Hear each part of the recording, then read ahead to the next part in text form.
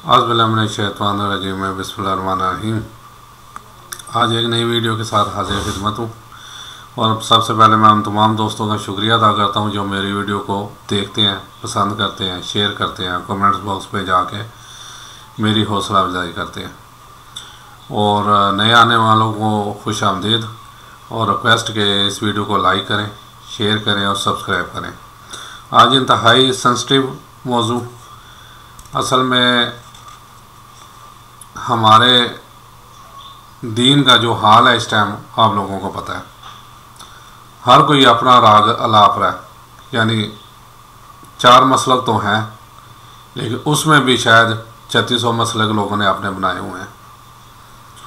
तो मैंने रिसर्च की और रिसर्च करके थोड़ा सा कोशिश की कि ब्रीफ कर सकूँगे हमारा इस्लाम है क्या, यानी अल्लाह ताला हमें क्या फरमाते हैं। और मुझे ज़्यादा तगोदो नहीं करनी पड़ी, सिर्फ मैंने सूरह फातिहा पढ़ी और डॉक्टर इसरार के मुख्तलिफ लेक्चर अटेंड किए, तो कम से कम मुझ पे तो वाज़ेह हो गया। फिर मैंने ला इलाहा इल्लल्लाह मुहम्मद रसूलुल्लाह बहैसियत मुसलमान हमारा कलमा ज़ाहिर है लाज़म है, इसका मफ़हूम देखा तो सब कुछ यहाँ हो गया रोज़े रोशन की तरह कि हम जो इधर उधर भटकते हैं, जो अल्लाह ताला ने कहा कि अल्लाह की रस्सी को मजबूती से थामे रखो और तफरके में ना पड़ो। तो अगर हम इस रस्सी को मजबूती से थाम लें तो मेरा ख्याल है सारे तफरके ख़त्म हो जाते हैं। अब मैं सिर्फ थोड़ी सी डेफिनेशन कलमे की करता हूँ। देखें, ला इलाहा इल्लल्लाह मुहम्मद रसूलुल्लाह, ला नहीं, यानी हर चीज़ की यहाँ नफ़ी कर दी, हर चीज़ की। क्या इलाहा कोई माबूद नहीं है, कोई माबूद इल्ला स्वाए अल्लाह, अल्लाह के नहीं है कोई माबूद स्वाए अल्लाह के। ये टुकड़ी हमें सिरात मुस्तकीम पे ले जाती है। और रसूलुल्लाह सल्लल्लाहु अलैहि वसल्लम के बारे में क्या फरमाया आगे, वो भी आगे साथ ही है, मोहम्मद और रसूलुल्लाह, मोहम्मद सल्लल्लाहु अलैहि वसल्लम रसूल हैं, अल्लाह के नबी हैं। लेकिन इंतहाई माज़रत साथ के हमारे कुछ तबकात ने, जैसे ईसाइयों ने हज़रत ईसा अलैहिस्सलाम को बहुत बढ़ा चढ़ा के पेश कर दिया, ऐसे ही हमने भी कुछ अज़ाफ़ी सिफ़ात, तौबा नऊज़ बिल्लाह, नबी सल्लल्लाहु अलैहि वसल्लम जो खुद उनकी अहदीस से साबित है उनसे वो इनकारी हैं। यानी एक बदू आया, नबी सल्लल्लाहु अलैहि वसल्लम ने सजदा किया तो उसने गुस्से का इज़हार किया, उठ मुझे सजदा किया यानी मैं दुनिया से रुखसत हो जाऊंगा तो मेरी कब्र को सजदा करोगे, सजदा सिर्फ अल्लाह को करो। और अगर मैं किसी को इजाज़त देता सजदा करने की तो फिर बीवी को इजाज़त देता अपने खावंद को सजदा। बहुत मशहूर ये हदीस है। लेकिन हम हर वसीला, हर चीज़, यानी नबी सल्लल्लाहु अलैहि वसल्लम तो फिर नबी अल्लाह ताला के आखिरी रसूल हैं और बाइस रहमत हैं। हमने तो बुज़ुर्गों को बीच में ले आए हैं, बुज़ुर्गों के मज़ारों पे जाते हैं तो कहते हैं या अल्लाह तू ही, या बाबा तू ही है, साड़ी दुआ कबूल करवा। हालांकि अल्लाह ताला खुद कहता है मुझसे मांगो मैं ही देने वाला हूँ। तो ये देखें, ला नहीं, हर चीज़ की नफ़ी यहाँ कर दी। अगर एक सच्चा मुसलमान होगा तो उसके बाद वो नफ़ी करेगा, अगर जानते बूझते वो बीच में किसी और को डालेगा तो वो शिरक होगा। कोई माबूद सिवाय अल्लाह के और मोहम्मद रसूल सल्लल्लाहु अलैहि वसल्लम रसूल हैं अल्लाह के। ये कलमे से ही हमारा कॉन्सेप्ट क्लियर हो जाना चाहिए। लेकिन अगर मज़ीद इसे अगर हम ज़रा डिटेल में जाएँ तो फिर सूरह फातिहा, क्या खूब डॉक्टर इसरार का मैंने लेक्चर अटेंड किया था, क्या खूबसूरत उन्होंने कहा कि सबसे पहले देखें सूरह फातिहा, अल्हम्दुलिल्लाहि रब्बिल आलमीन, सब तारीफ़ें अल्लाह के लिए, पालने वाला सारे जहां का, कोई शक नहीं, पालने वाला वही है, तारीफ़ें भी उसी के लिए होनी चाहिए। और सूरह फातिहा के मानी है इफ्तिताही सूरत, ये पहली मुकम्मल सूरत नाज़िल हुई। तो कुछ आयतें पहले टुकड़े टुकड़ों में नाज़िल हुई, जैसे कहा इकरा पढ़ अपने रब की वजह से, लेकिन पूरी सूरत मुकम्मल जो है ना वो ये सूरह फातिहा मुकम्मल, ये इसकी 7 आयत है, 7 की 7 इकट्ठी नाज़िल हुई हैं। जी, तारीफ किसी भी खूबसूरत चीज़ की जाती है, जैसे गुलाब का फूल, लेकिन शुक्र का पहलू इसलिए है जिससे आपको बराह रास्त फ़ायदा पहुंच रहा हो। यानी देखें, फूल हम तारीफ करते हैं, गुलाब का हो, चमेली का हो, कोई भी, लेकिन उससे हमें फ़ायदा वो नहीं पहुंचता जो हमें पहुंचना चाहिए। भूख लगी थी, खाना खिलाया, अल्हम्दुलिल्लाह, यानी भूख लगी थी तो खाना खाना, फिर हमने किसका? अल्लाह का शुक्र अदा किया। बैतुल खला से फारुग हुए, अल्हम्दुलिल्लाह, वो भी ज़ाहिर है। अगर थोड़ी देर लेट हो जाए तो पता है आपको, आदमी को जो तकलीफ़ होती है। तमाम तारीफ़ें और शुक्र अल्लाह के लिए हैं जो तमाम जहानों के मालिक हैं। रब में मफ़हूम होता है रबूबियत का, और इसमें मफ़हूम शामिल होता है तरबियत का। मालिक होना और तरबियत देना। आप जिस चीज़ के मालिक होंगे, आप चाहेंगे कि वो चीज़ बेहतर तरीके से फले फूले और नशोनुमा पाए। परवरदिगार और मालिक जोड़ी होती हैं। यानी देख लें, हम अपने बच्चों की तरबियत, जैसे यानी बच्चे जो हमारे औलाद जो होती है, हम भी चाहते हैं कि उसे अच्छी तरबियत हो, कोशिश करते हैं अच्छी से अच्छी उसके लिए चीज़, अच्छी से अच्छी तालीम, अच्छे से अच्छा स्कूल मदरसा, अच्छे से अच्छा घर, हर यानी हर चीज़ उसके लिए अच्छे करते हैं। तो ऐसी मालिक ने जो हमें ये दुनिया बनाई है, ज़ाहिर है हमारा अल्लाह है, उसने भी कोशिश की है कि हमारे लिए अच्छी से अच्छी चीज़ हो। वो अलग चीज़ है कि हम अपने लिए जो गलत चीज़ें कर लें। ये आगे आगे अर्रहमान रहीम, बहुत मेहरबान है, हिदायत रहमान वाला। जी, इसकी डिटेल में रहमान के बारे में कहा जाता है कि यह अरबी ज़बान का लफ्ज़ नहीं है और किसी और ज़बान से अरबी में आया है। बुनियादी तौर पर यह रहमान नहीं रहमान है।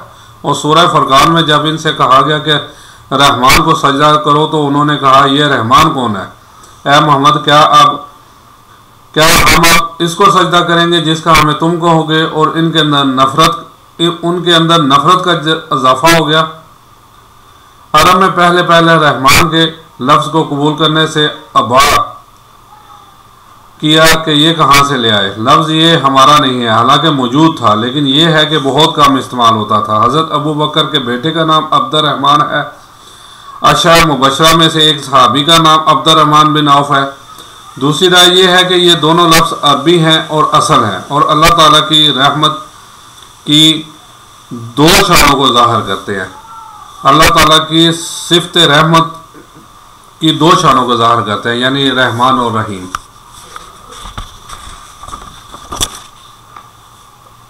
अल्लाह ताला की सिफ़त रहमानिया का तल्लुक़ तख्लीक से है। अल्लाह ताला की रहमत जोश में आई और अल्लाह ताला ने कायनात को तख्लीक कर दिया। इस ज़मीन में अल्लामा इकबाल का एक शेर, कितने हज़रात इसको अप्रिशिएट कर सकेंगे, मैं कुछ कह नहीं सकता। फ़ारसी का शेर जिसका तर्जुमा है, अल्लाह मैं तो तेरी हस्ती में आराम से सो रहा था, तूने अपनी खुदनुमाई के जोश में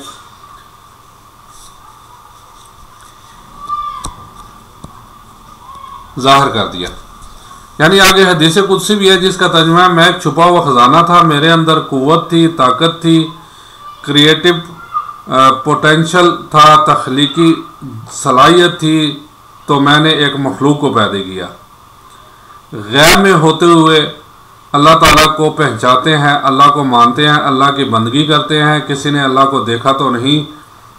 कुरान में खुद अल्लाह ताला ने फरमाया, मैंने जिन्नों इंसानों को पैदा किया मगर इसलिए मेरी बंदगी करें, मेरी इताअत करें, मेरी परस्तिश करें।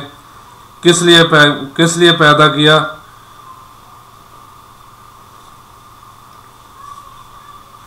ये हो रहा है, क्यों पैदा किया, इसका बता दिया गया। आगे जी, मालिक यौमिद्दीन, मालिक बदले के दिन का, यानी ज़ाहिर है बदले मतलब जजमेंट डे, जिस दिन वो सब हमारे अमाल हमारे सामने रख देगा, उस दिन हमारे बदला मिलेगा। अच्छी अगर हमने अच्छाइयाँ लेके गए, नेकियाँ की हुई तो नेकियाँ के बदले अच्छा मिलेगा सिला, और बुराई की होगी तो फिर ज़ाहिर है फिर अज़ाब।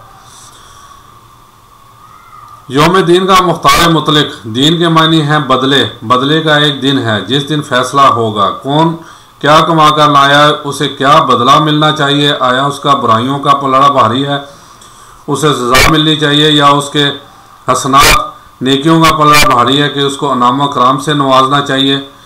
वो एक दिन है जिसे हम यौमुल क़यामा कहते हैं, जजमेंट डे, क़यामत का दिन। इसमें 3 बातों की तरफ वाज़ेह इशारा है। एक दिन मौत आनी है और मौत बाद उठाया जाएगा और फिर हिसाब किताब होगा, और इस दिन कादिर मुतलक फिर अल्लाह है, सिर्फ अल्लाह। यानी आप किसी और को सहारा बनाकर ज़िंदगी गुजारें कि वो मुझे छुड़ा लेगा। देखें, ये वही चीज़ आ गई जो आजकल हम सहारे ढूंढते फिर रहे हैं। या वो हस्ती इतनी ज़ोरदार है वो मुझे बचा लेगी, इससे उससे अपने दिल को, अपने दिमाग को पाक कर लीजिए। एक और जगह कुरान पाक में आया है, आज के दिन जिस किसी का अख्तियार है अल-वाहिद, अल्लाह का कहार, जो पूरी तरह छाया हुआ है। ये उस दिन सारा बताया जाएगा हमें। फिर हम जो ऐसे जो सहारे लगते हैं वो पछताएंगे कि हम क्यों सहारे ढूंढते रहे। क्योंकि हर नबी हो, बुजुर्ग हो, कोई भी, वो इससे नफ़ी कर देगा। हज़रत ईसा अलैहिस्सलाम का बहुत मशहूर वाक़या है कि वो कहेगा, या अल्लाह मैंने तो तेरी बंदगी की है, मैंने इनके तेरी तरफ बुलाया है, लेकिन अब ये अगर इन्होंने मुझे अल्लाह का बेटा बना रहे तो इसमें मेरा कोई कसूर नहीं है, ये खुद कसूरवार है, मैं नहीं इनका ज़िम्मा लेता। तो आगे देखें, इया का नाबुदो व इया का नस्ताइन, ये बड़ी अहम है। ये पूरी मैं समझता हूँ सूरह फातिहा की ये जान है। तेरी ही हम इबादत करते हैं, तुझसे ही मदद मांगते हैं। अगर अल्लाह से इबादत करते हैं और तुझसे मदद मांगते हैं, फिर ये वसीले किस चक्कर में, फिर ये वास्ते किस चक्कर में, फिर ये बीच में बुज़ुर्ग किस चक्कर में, हत्ता के अंबिया भी किस चक्कर में। अल्लाह से मांगते हैं, अल्लाह की इबादत करते हैं। फिर इसमें ये देखें, हमें बता दिया गया, अगर हम भटकेंगे तो हम खुद कसूरवार हैं, इसमें किसी का कोई कसूर नहीं है। हम सिर्फ तेरी बंदगी करते हैं और करेंगे, और सिर्फ तुझी से मदद मांगते हैं और मांगेंगे। यह तर्जमा इसलिए है कि यह फ़ेल मज़ारी है, और फ़ेल मज़ारी हाल और मुस्तक़बिल दोनों को कवर करता है। हाल में तर्जमा करें तो ये इज़हार हाल है, और मुस्तक़बिल में तर्जमा करें तो ये एक अहद है, कौलो करार है, बहुत बड़ा मुआहदा है। अल्लाह करे हमारे पर वही, और जब हम ये अल्फाज कहते हैं तो वाक़ईतन इस पर पूरे उतरते हों, उसी की बंदगी कर रहे हों, उसी से सारी बात कर रहे हों। अल्लाह करे, लेकिन ऐसा है नहीं। आप सबके सामने है, हम वसीले ढूंढते हैं, हम वास्ते ढूंढते हैं, मज़ारों पे जाते हैं, सब आपके सामने है। 5वीं आयत है जी, इहदिना सिरातल मुस्तकीम। अब ये एक किस्म का दुआया, हमको सीधे रास्ते पर चला, दुआ मांग रहे हैं अल्लाह से, ठीक है। हदायत बख्श हमें सीधे रास्ते पर। यहाँ 2 बातें समझ लीजिए। इनफरादी तौर पर निसाब पर कितने मरहले आते हैं। हर रोज़ वो दोराहे पर खड़ा हो जाता है कि मैं ये करूँ या वो करूँ, फैसला करना मुश्किल है। कदम कदम पर हदायत की ज़रूरत है, और इज्तिमाई तौर पर नौ इंसानी 3 बड़े बड़े तबदनी मसाइल में वाक़या ये है कि तस्लीम कर लेना चाहिए कि अगले इंसानी इसको रास्ते नहीं दिखा सकती। तमाम मुआशरती सतह पर मर्द औरत के दरमियान हुकूक और अख्तियारात का क्या तवाज़ुन हो नामुमकिन है। इंसान या मर्द है या औरत है। औरत सोचेगी अपने जज्बात का, अपने ख्यालात का, अपने लिहाज करेगी, और यही सोच मर्द पर फिट बैठती है। यानी दोनों अपने अपने फ़ायदा देखेंगे ना, दूसरे को तो कोई नहीं बेनिफिट देगा। वो अपना मर्द अपना सोचेगा, औरत अपनी, ये डेफिनेट है, ये इंसानी फितरत है। वो जो भी तेज़ाब बनाएगा इसमें अपनी बालादस्ती रखेगा। बस एक ही हस्ती है जो तवाज़ुन रखेगी, मर्द के लिए भी और औरत के लिए भी, और इनको दोनों से मोहब्बत है, दोनों का खैर ख्वाह है, दोनों का रब है, दोनों को परवान चढ़ाना चाहता है। इसी तरह फ़र्द माशरा या रियासत, हुकूमत ये चाहती है कि रियासत के सारे इख्तियार हमारे पास में आ जाएं, बस हम हुक्म दें और लोग इस पर चलें। अफराद ये चाहते हैं, नहीं, हमें आज़ादी होनी चाहिए। अब आप देखें दुनिया में कितने झगड़े चलते हैं इसी बात पर, फ्रीडम फ्रीडम फ्रीडम। अब कहाँ है नुक्ता इत्तेदाल जिसमें इंसान की इनफरादी आज़ादी, इनफरादी इख्तियार और इधर इज्तिमाई मसलहतें हैं, इनको बैलेंस किया जाए। इंसान तय नहीं कर सकता, इसके लिए अल्लाह ही तय करता है। सॉरी। तीसरा मसला सरमाया और मेहनत, इसमें क्या तवाज़ुन है? सरमाया और मेहनत दोनों मिलकर कुछ बना रहे हैं, कुछ प्रोड्यूस कर रहे हैं। अब इसमें जो नफा हुआ है इसमें सरमाए का कितना होना चाहिए और लेबर का कितना होना चाहिए, कौन तय कर सकता है सिवाय अल्लाह के। बुनियादी हदायत, तफसीली हदायत, कदम कदम पर हदायत। जन्नत में दाखिले के वक्त लोगों की ज़बानों पर यह कलमात होंगे, कुल शुक्र अल्लाह का जिसने हमें यहाँ तक पहुँचा दिया, हदायत दी जिसने हमें यहाँ तक पहुँचा दिया। हम हरगिज़ यहाँ तक ना पहुँच पाते अगर अल्लाह हमें हदायत ना देता। बेशक इसमें कोई शक नहीं है, अल्लाह ही हदायत देगा तो हमें हदायत मिलेगी। सिरात अल्लज़ीना अनअमता अलैहिम, जी इसमें उन लोगों का रास्ता जिन पर तूने इनाम फरमाया। इस वजाहत मिलेगी सूरह निसा में 4 तबगात में अनअम अलैहिम जिन पर अल्लाह का इनाम हुआ है। पहला अंबिया कराम, दूसरे सिद्दीकीन, तीसरे शुहदा, चौथे सालिहीन। ये 4 हैं जी। अब इनमें बुजुर्गों का कहीं जिक्र नहीं है, और वो भी ये नहीं कहा कि आप इनसे वसीले मांगे। ये सिर्फ 4 जिन पे लोग यानी इनके रास्ते पे चल जाए, जो इन्होंने कहा है इसके रास्ते पे चले, इंशाल्लाह खैर होगी। गैरिल मग़दूबि अलैहिम वलद्दालीन, इन लोगों का नहीं जिन पर तेरा गुस्सा हुआ, ना इन लोगों का जो रास्ते भटक गए। जिन्हें हदायत मिल गई हो, हदायत को पहचान लिया हो, फिर अपने शरारत नफ्स की वजह से, अपनी नफसानियत की वजह से, अपने तकब्बर की वजह से, अपने हसद की वजह से वो इस हक को रद्द कर दें, इसको तर्क कर दें, इन पर अल्लाह का गज़ब आता है। और इसमें तारीख़ के एतबार से सबसे बड़ी मिसाल यहूदी हैं। अल्लाह ने इन्हें हदायत दी, किताबें अतात की, तौरात, अंजील, ज़बूर, सैकड़ों नबी इनमें मबऊस किए। 1400 बरस तक नबूवत का ताज टूटा ही नहीं। मसलसल इब्तदा में भी दो नबी मूसा और हारून, और इख्तिताम पर भी 2 नबी ईसा और यहया, और इनके माबैन कोई लम्हा नहीं आया तारीख़ में जबकि कोई ना कोई नबी मौजूद ना हो। लेकिन उन्होंने अपने शरारत नफ्स की बदौलत हदायत तौरात से भी मुँह मोड़ा, और फिर सबसे बड़ी बात यह कि हदायत मोहम्मदी, हदायत कुरान से भी मुँह मोड़ा।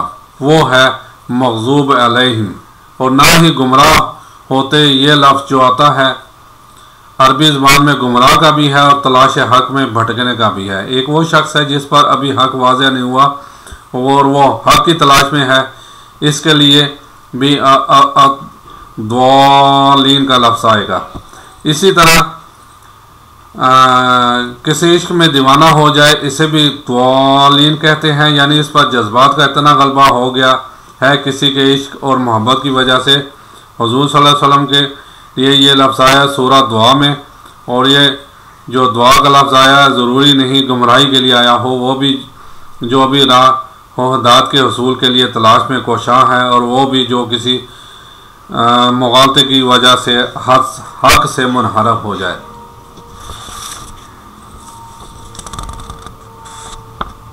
एक है बदनीति, तकब्बर, हसद, हक को जानकर भी छोड़ देना या तर्क कर देना। एक है जज्बात में आकर किसी गलत और हक से मुनहरफ हो जाना। इसकी सबसे बड़ी मिसाल नसारा है, ईसाई है। हज़रत मसीह को मानना लेकिन गम किया। जैसे हमारे यहाँ भी कुछ लोग हैं जो हुज़ूर सल्लल्लाहु अलैहि वसल्लम की तारीफ में इस हद तक चले जाते हैं कि वो भी गम कर जाते हैं।